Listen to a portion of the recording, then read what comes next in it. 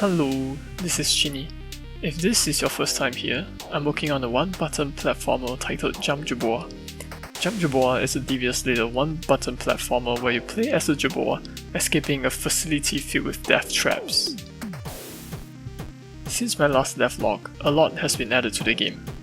I've added new mechanics, I've organized my levels, and I've finally wrote my own GUI classes for use in Gamemaker.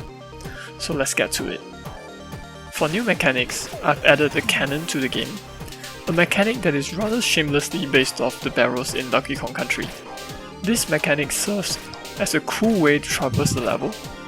It also serves to offer some fun in having to predict the movement trajectory of the cannon. I've made levels that focused on the need for players to bounce off walls at the correct angle when firing the cannon.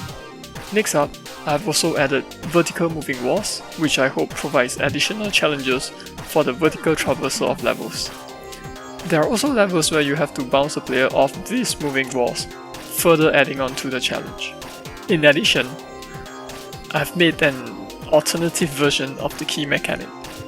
These keys only appear one at a time, and it's a good way to make players traverse the level multiple times in various directions.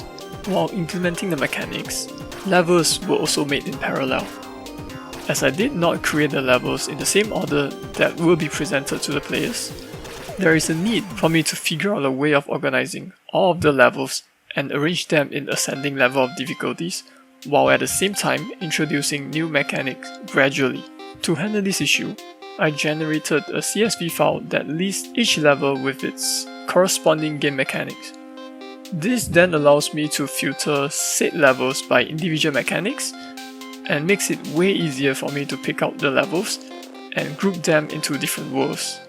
For most part, each world introduces a new mechanic while reinforcing existing ones.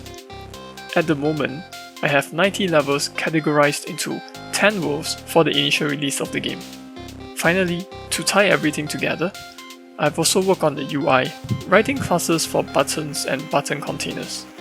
Extra care was placed into making sure that the player's progress is obvious in the level selection screen. And that's roughly it. As of now, I'm left with missing sound effects that I've yet to add, monetization matters, as well as some narrative elements. While I would like to say that the game is currently 90% done, the final 10% is taking a rather long time, and I'm still working hard on the game. If you'd like to follow my development, consider subscribing to my channel. I also stream game development regularly on Twitch if you'd like to give me feedback while I work. Thanks for watching and stay tuned.